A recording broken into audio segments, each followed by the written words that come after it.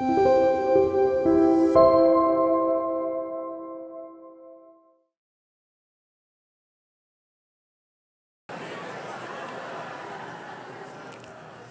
감사합니다. 저희 아버지는 굉장히 무서운 분이셨어요. 그래서 어린 시절에 아버지가 별로 안 좋았어요. 싫을 때도 있고 미울 때도 있고, 왜 저렇게 화를 맨날 내실까 이해가 잘 안 갈 때도 있고 그랬어요. 근데 여기 계신 여러분들, 많은 분들 계시지만 아마 아버지를 생각하시면 여러분 어떤 생각이 떠오르십니까? 뭐 크게 다르지 않을 거예요. 왜 그러냐 하면 당시에, 지금은 많이 달라졌습니다. 그런데 당시에 가부장적이고 굉장히 권위적인 아버지들의 모습이 일반적인 모습이었어요. 그래서 많은 분들이 아버지를 생각할 때 아버지, 그치. 특별히 이제 남성분들 같은 경우는 아버지하고 관계가 그렇게 원활하지 못하고 이렇게 삐걱삐걱 하시는 분들이 아마 있을 줄로 압니다. 저희 아버지도 그랬고 저도 그랬습니다. 그런데 저희 아버지가 이제 늦은 나이에 소명을 받으셨어요. 그래서 이제 제가 대학교 들어갈 때쯤 목사가 되셨어요. 그래가지고 한 10여 년쯤 지났을 때 같은데, 그 추석 때였는데 온 가족이 다 모였죠. 근데 아버지가 딱 그러시는 거예요. 양말을 벗어라. 무슨 또 이야기를 하시려고 그러시나 그랬는데, 대야에 물을 또 오시더니 이 며느리들부터 이제 발을 막 씻어주시는 거예요. 그래서 제가 그걸 옆에서 이렇게 물끄러미 바라보면서 무슨 생각이 들었을까? 야, 목사 되니까 사람이 변하네. 그런 생각이 딱 드는 거예요. 그래서 참, 와, 감동을 사실 많이 받았거든요, 그날에. 제가 그 모습을 보면서 그때는 거기까지밖에 생각을 못했는데, 오늘 이제 똑같은 본문의 말씀입니다. 이 세족식 본문은 요한복음 13장에 딱 한 번밖에 안 나와요. 여기만 나오는데 이 본문 제가 묵상하면서 누군가의 발을 씻긴다는 거, 그냥 내가 좀 그 사람을 섬기고 좀 가까워지고 그 사람 위해 뭔가 하고 이런 것보다 훨씬 깊은 의미가 있고 또 하나님께서 주시는 복이 있구나라는 것을 깨닫게 되었습니다. 바라기는 오늘 이 말씀을 통해서 저와 여러분의 삶이 누군가의 예수님처럼 발을 씻길 수 있는 삶이 되시기를 주님의 이름으로 간절히 축원합니다.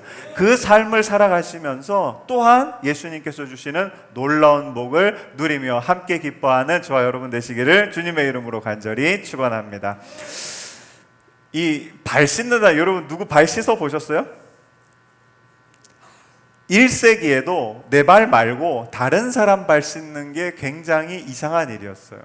그래서 일반적인 거를 예수님이 잠깐 얘기하시는데, 우리 누가복음 7장 44절 한번 보여주시면, 자, 같이 한번 읽어볼게요. 시작. 그 여자를 돌보시며 시몬에게 이르시되, 이 여자를 보느냐? 내가 내 집에 들어올 때 너는 내게 발 씻을 물도 주지 아니하였으되 이 여자는 눈물로 내 발을 적시고 그 머리털로 닦았어. 보시면 예수님이 하는 게 뭐냐면, 일반적인 경우에 이 사람들이, 그쪽 지방에 있는 사람들은 집에 들어갈 때 손발을 꼭 씻어야 되거든요. 먼지가 많으니까. 그래서 발을 씻어야 되는데, 일반적인 경우에 뭘 주냐 하면 발을 씻겨주는 게 아니라 뭘 준다고요? 물을 주는 거예요. 발 씻을 물을 이렇게 항아리에 해놨다가 그걸 주거든요. 그게 일반적인 경우에 당시의 문화입니다. 근데 만약에 하루는 그런 거예요. 주인이 종한테, 야, 너 내 종이니까 오늘 내 발 좀 씻어라. 그러면 여러분 뭐가 될까요? 요즘 말로 하면, 쉽게 얘기하면 갑질이 되는 거예요. 그때도 종들도 주인의 발을 씻기는 게 굉장히 이상한 거예요. 그거 하면 진짜 이 사람은 나쁜 사람이 되는 거예요. 그래서 그냥 누군가 오면 대접하는 의미로 발 씻을 물만 주는 겁니다. 그런데 가끔은 그런 경우가 있었대요. 어떤 종이 주인을 너무 사랑하는 거예요. 어떤 제자가 선생님을 너무 사랑하는 거예요. 그래서 나는 너무 존경하고 사랑하는 마음에 오늘 마리아처럼 이렇게 발을 씻어주는 경우가 아주 드물게 있었다라고 성경학자들이 이야기합니다. 그러니까 이 발 씻어주는 거는 굉장히 이상한 일인 거예요. 근데 오늘 보시면 누가 누구의 발을 씻기죠? 예수님이. 종들도 발 안 씻겨주거든요. 그런데 예수님, 선생이 이 종들의 발을 씻겨주는 게 오늘 이야기의 핵심 내용입니다. 오늘 이 세족식을 예수님께서 하시면서 중요한 거 한 가지를 우리에게 이야기하시는데, 그게 뭐냐 하면 우리 4절과 12절 말씀 한번 같이 읽어볼게요. 시작. 내가 잡수시던 자시죠. 죄송합니다.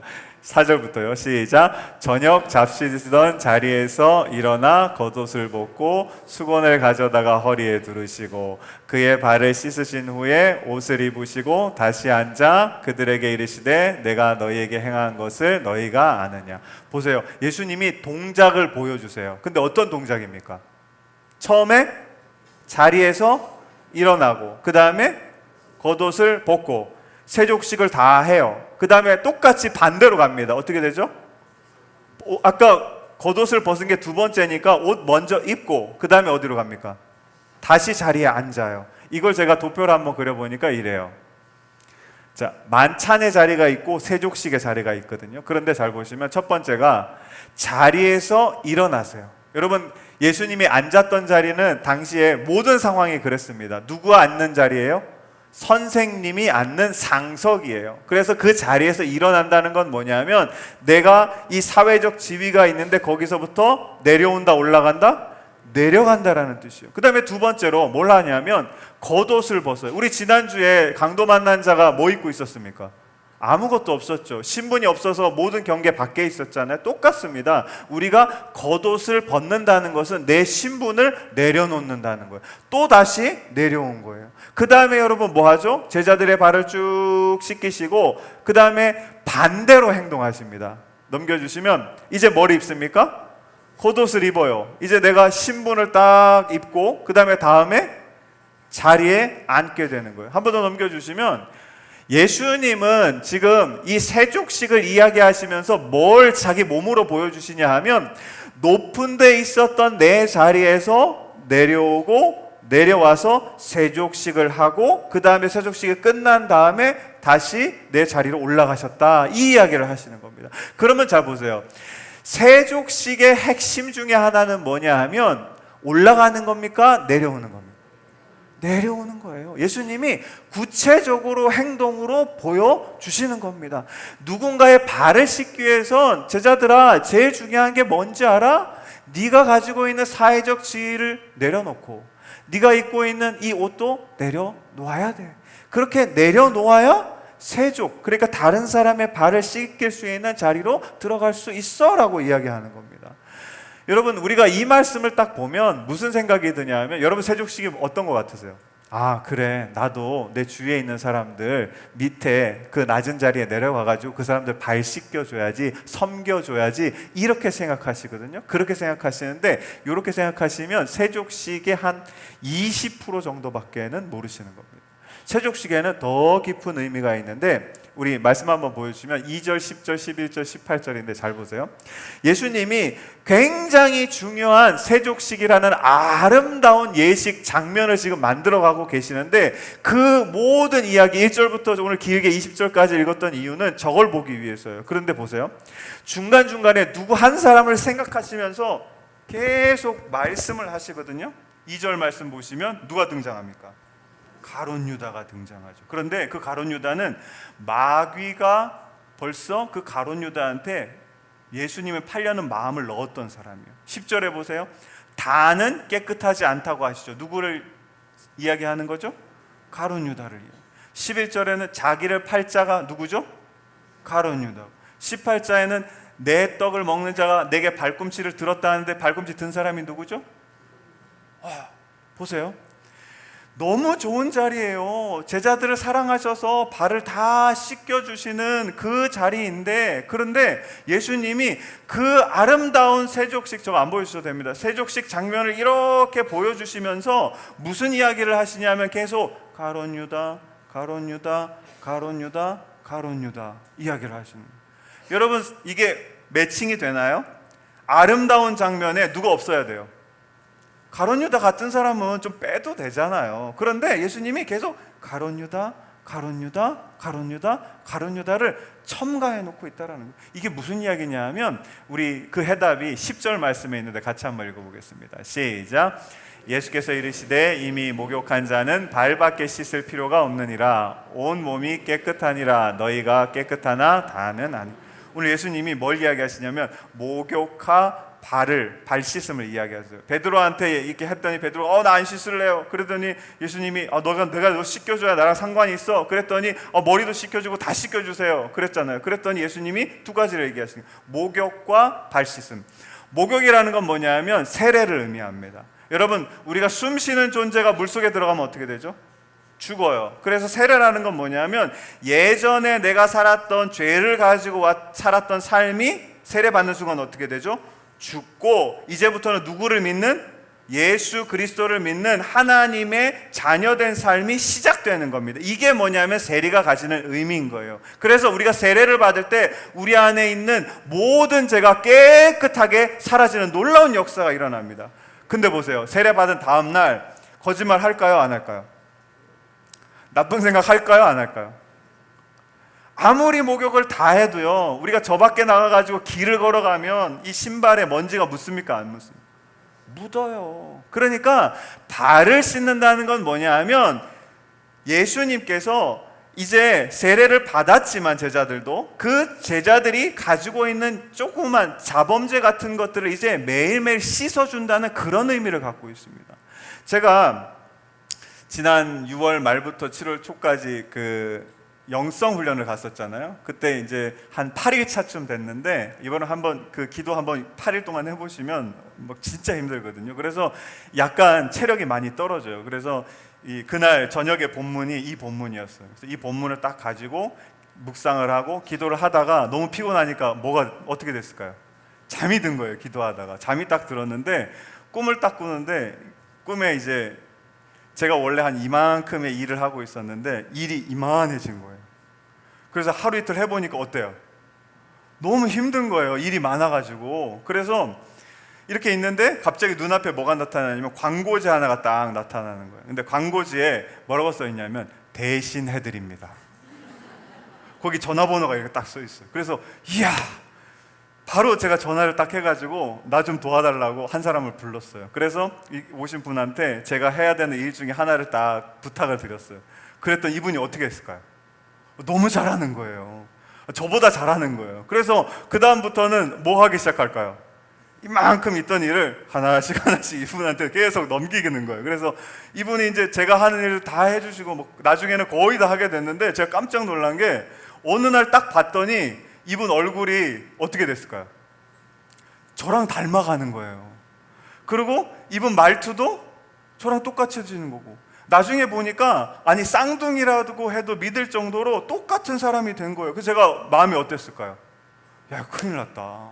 이 사람이 내 자리 뺏은 거 아니야? 막 그런 생각을 하고 있는데 하나님께서 그 사람을 바라보면서 그 사람이 정확히 제가 하는 그대로의 일들을 하고 있었어요. 근데 여러분, 목사가 하는 일이 뭡니까? 설교하고 기도하고 신방하고 교회 일 뭐 여러 가지 이제 행사 이런 거 기획하고 이런 거잖아요. 그렇죠? 그런데 놀랍게도 제가 옆에서 보니까 떨어져서 보니까 제 모습이에요. 근데 설교하는데도 거기 뭐가 있었을까요? 죄가 있는 거예요.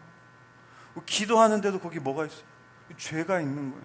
신방하고 있는데도 거기 뭐가 있니? 죄가 있는 거예요.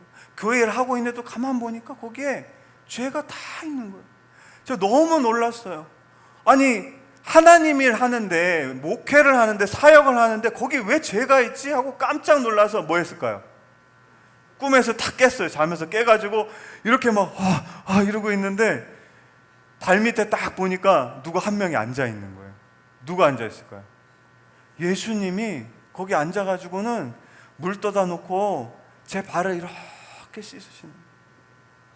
너 죄 있지? 괜찮아. 내가 이렇게 다 씻어줄게. 매일매일 매 순간 있을 때마다 나한테 와. 그러면 내가 내 발에 묻은 그 죄 다 깨끗하게 씻어줄게. 제가 그 예수님 바라보고서 여러분 마음이 어떻게 됐을까요? 위로를 얻고 너무 감사했어요. 그러면서 꿈에서 깨어났습니다. 꿈을 2번 꾼 거예요. 여러분, 세족식의 핵심은요 누군가를 섬기는 게 아니에요. 맞아요. 섬기기도 하는 거예요. 그러나 핵심은 뭐냐면요, 죄를 씻는 건 줄로 믿습니다. 우리가 여러분, 예수님이 우리 발을 씻어 주시는 거예요. 그러면 여러분, 우리 발에 붙어 있던 우리가 어찌할 수 없는 그 죄들이 예수님의 그 씻어 주심으로 깨끗하여질 줄로 믿습니다. 그런데 그 예수님께서, 오늘 제가 참 이해가 안 됐는데 14절 말씀 이렇게 얘기하세요. 같이 한번 읽어볼게요. 시작. 내가 주와 또 선생이 되어 내 발, 여기까지는 참 좋았어요. 그 다음에 읽어볼게요. 너희도 서로 발을 씻어 주는 것이 옳으니라. 보세요. 예수님이 말씀하시는 게 뭐냐면, 내가 이렇게 발 씻어 줬잖아 너희들, 그러니까 너희들도 가서 다른 사람 발 씻어 줘, 이런 이야기를 하시는데, 여러분, 발 씻어 주는 거는 어떤 의미라고요? 죄를 씻어주는 거예요. 죄가 속죄되고 용서되는 거예요. 근데 여러분, 우리가 그거 할 수 있습니까? 분명히 기억하셔야 돼요. 죄를 씻을 수 있는 분은 딱 한 분밖에 없어요. 누구시죠? 예수 그리스도인 줄로 믿습니다. 그러면 여러분, 왜 예수님이 우리한테, 우리 죄 씻을 수도 없잖아요. 근데 여러분, 남의 발 만지는 거 좋아하시는 분 한번 손 들어보세요. 아무도 없으시네요. 네. 자기 발은 씻지만 남의 발 씻는 거 굉장히 어렵습니다. 근데 왜 그렇게 어려운 거를 우리가 죄 씻지도 못하는데 왜 하라고 하시는 것일까요? 오늘 이게 굉장히 중요합니다.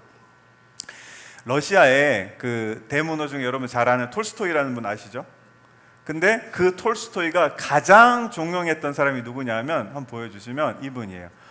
도스토옙스키라고, 스키가 자꾸 나오는데, 예, 이분이 이 러시아의 양대 문호로 꼽힙니다. 근데 이분이 쓴 이 소설 중에 가장 유명한 게 뭐냐면, 이 까라마조프가의 형제들이라는 한 까라마조프 가정의 이야기예요. 그래서 제가 간단히 얘기해드리면, 넘겨주시면 등장인물이 이렇게 등장하는데, 아버지하고 네 아들이 등장해요. 아버지는 뭐 하는 사람이냐면 그 고리대금업자예요. 그래서 고리대금으로 갑자기 돈을 많이 벌어서 졸부가 됐어요.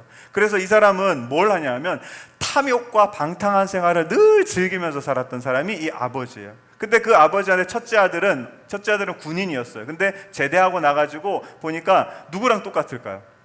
보통 여러분 첫째 나보면 누구랑 똑같죠? 비슷해요.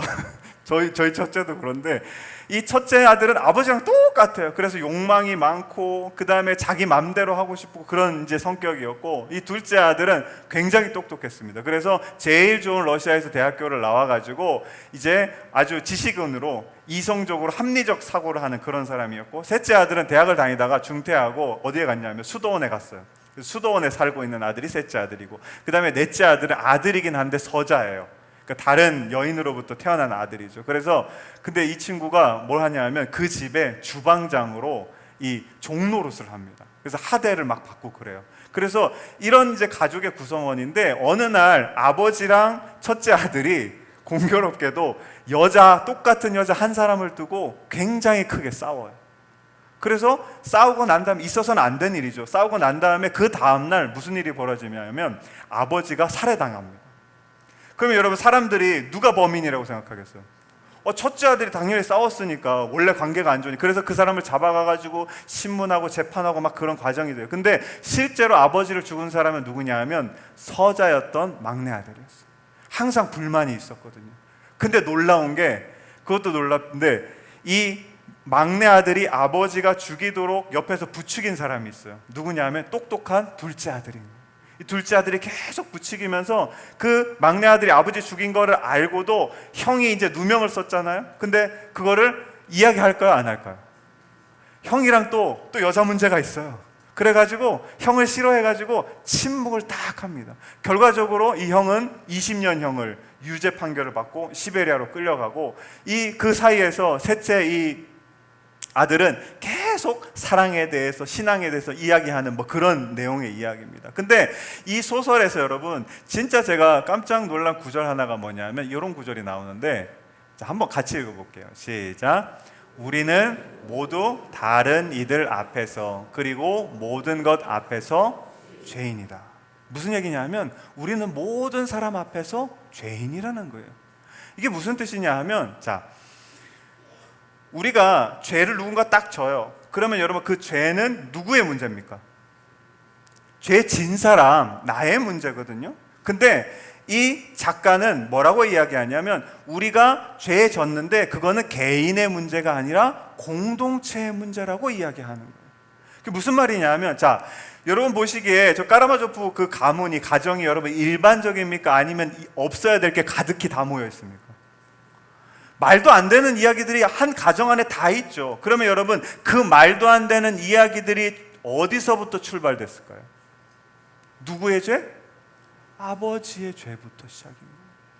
아버지의 죄가 아버지한테만 있어서 거기 그대로 있었다면 아무 문제가 없었지만 이 죄가 여러분 누구한테로 흘러갈까요?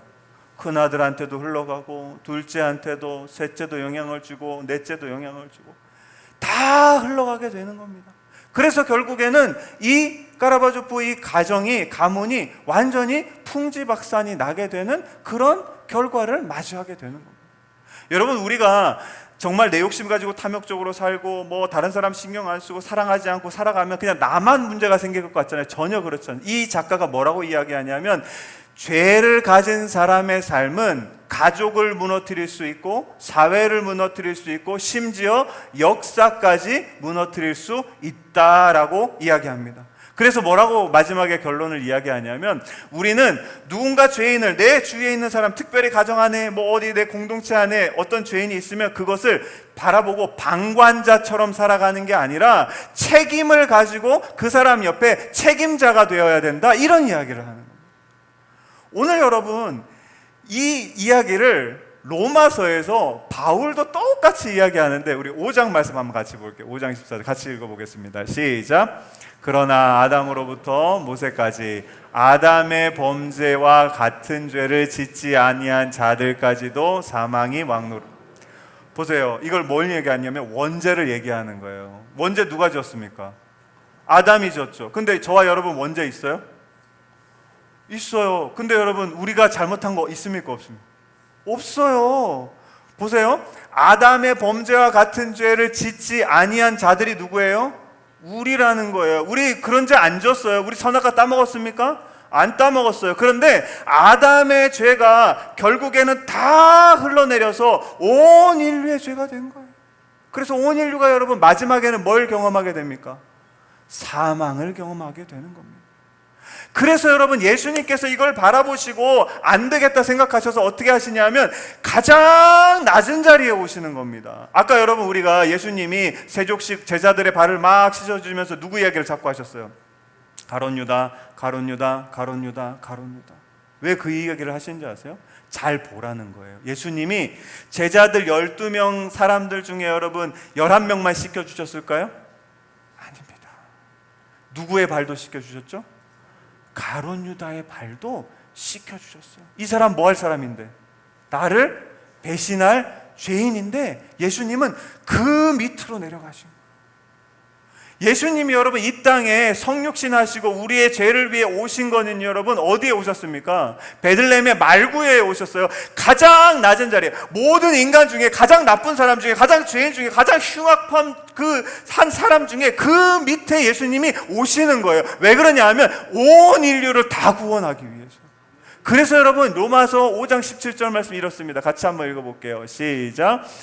한 사람의 범죄로 말미암아 사망이 그 한 사람을 통하여 왕노릇하였은즉 더욱 은혜와 의의 선물을 넘치게 받은 자들은 누구요? 한 분 예수 그리스도를 통하여 생명 안에서 왕노릇하리로다. 아멘. 이 낮은 자리로 오신 예수님을 통해서 우리가 구원을 받고 결국에는 죽음이 아니라 생명의 자리로, 구원의 자리로 옮겨지게 되었다라고 예수님이 말씀하고 있다라는 겁니다. 사랑하는 성도 여러분, 우리가 꼭 기억해야 될 것이 무엇이냐면 예수님이 가장 낮은 자리로, 모든 사람보다 더 낮은 자리로 오셨다는 겁니다. 그래서 그 예수님이, 오신 예수님이 우리에게 이렇게 말씀하십니다. 16절 말씀입니다. 같이 읽어볼게요. 시작.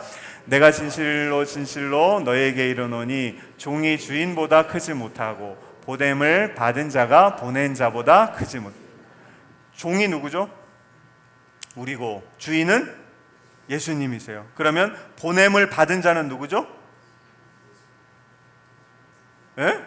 보냄을 받은 자는 우리죠. 그 다음에 보낸 자는 예수님이죠. 예수님이 뭘 말씀하시냐 하면 우리를 보내시겠다는 거예요.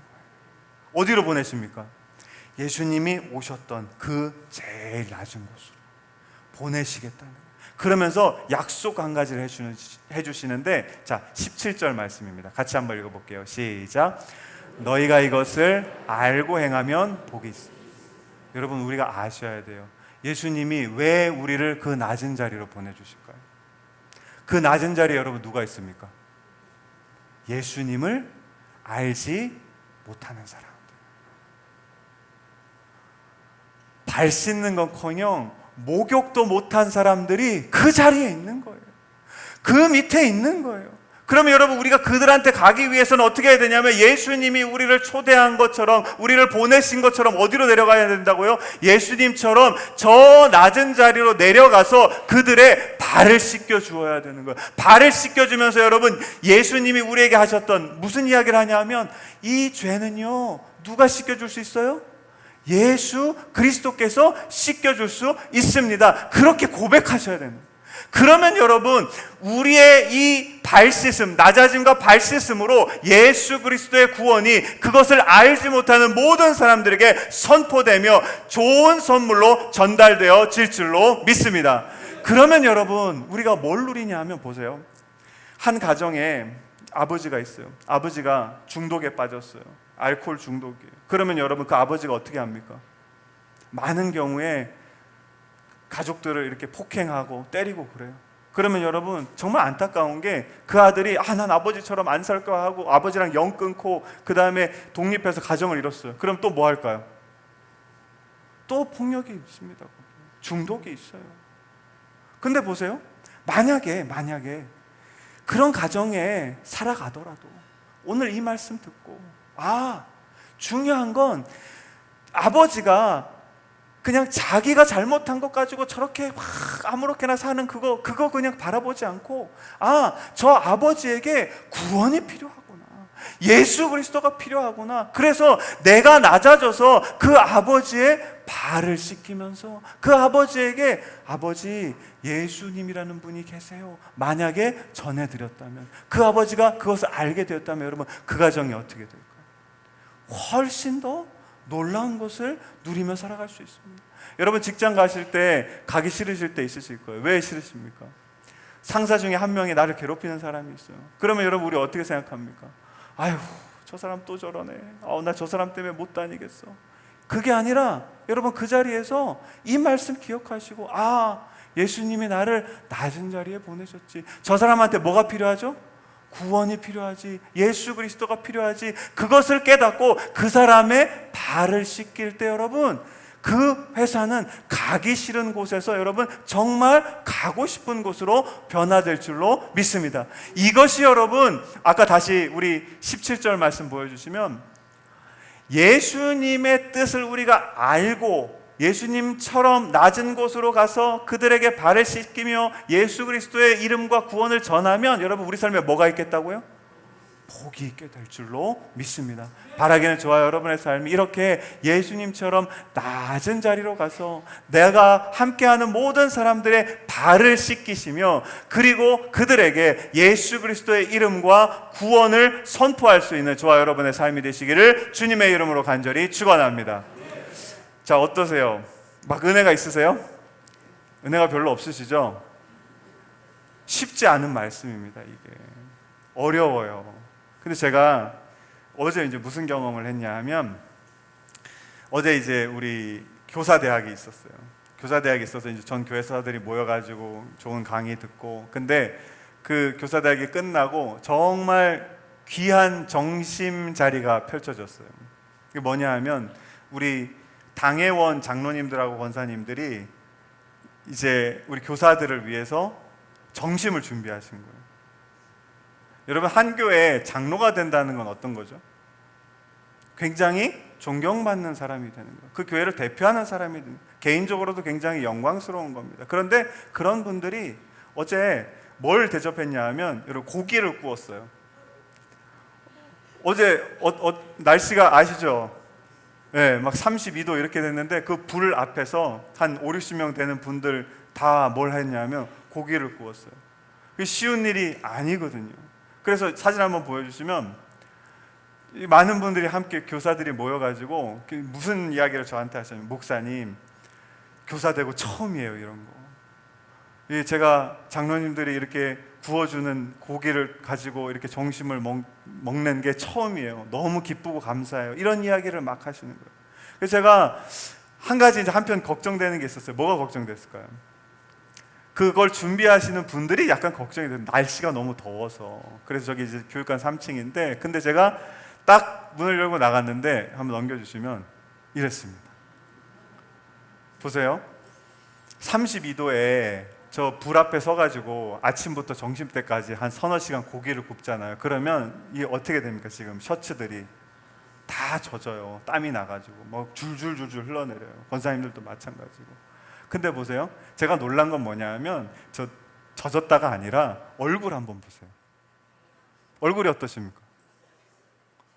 제가 사진 이렇게 확대해가지고 얼굴을 다 봤어요. 한 명 한 명. 근데 어떨까요?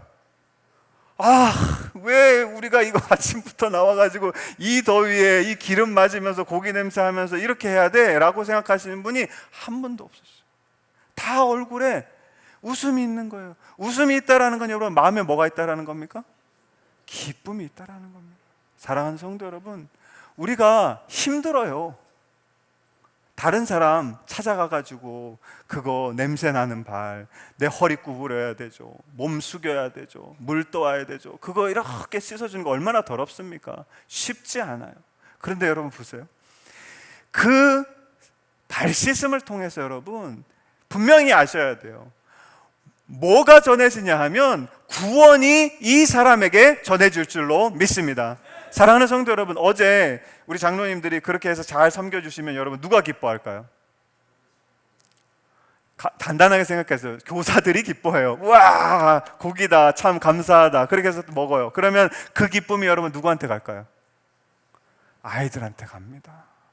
아이들한테 여러분 교사들이 고기 구워주면서 많이 먹어라 이렇게 해야 할까요? 아니요. 예수 그리스도를 전해주고요, 그 아이들에게 구원이라는 놀라운 선물이 전해질 줄로 믿습니다. 사랑하는 성도 여러분, 우리 교회에서 여러 가지 사역들이 있어요. 뭐 예배도 드리고 기도회도 있고 뭐 봉사도 있고 오늘처럼 바자회도 있고, 여러분 모든 사역의 목적은 뭘까요?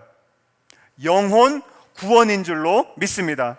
그거를 위해서 우리가 발을 씻고 내려가는 거예요. 다른 게 아니에요. 여러분, 영혼 구원이라는 목적, 사명이 없이 우리가 여러분 낮은 자리에 내려갈 수 있을 것 같으세요? 전혀 그럴 수 없습니다. 누군가의 발 씻을 수 있을 것 같으세요? 전혀 그럴 수 없어요. 우리가 그렇게 할 수 있는 이유는 뭐냐 하면, 이 사람에게 뭘 선물하기 위해서?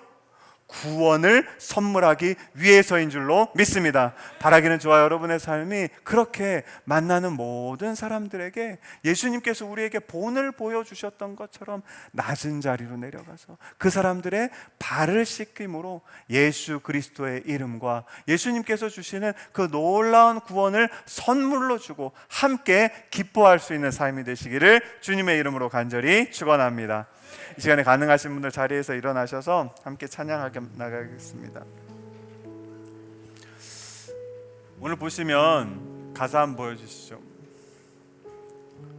여러분, 우리가 지금 보좌 앞에 모여 있어요. 그리고 함께 하나님을 찬양하고 있는데, 여러분 이렇게 할 수 있는 이유는 딱 한 가지입니다. 하나님이 우리 사랑하셔서 예수 그리스도를 이 땅에 보내주시고, 그 예수님이 우리를 위에 피를 흘려주셨기 때문에, 우리가 구원 받았기 때문에 여기서 여러분 예배할 수 있어요. 우리의 사명은 간단합니다. 뭐냐 하면 십자가에서 쏟으신 그 그 사랑을 어디로 흘려보내야 돼요? 온 땅으로, 각 나라로, 그리고 모든 족속과 백성에게로 다 흘려보내야 되는 것이 우리의 사명인 줄로 믿습니다. 이런 고백 가지고 우리 가슴에 손을 얹고 함께 찬양하며 나아가겠습니다.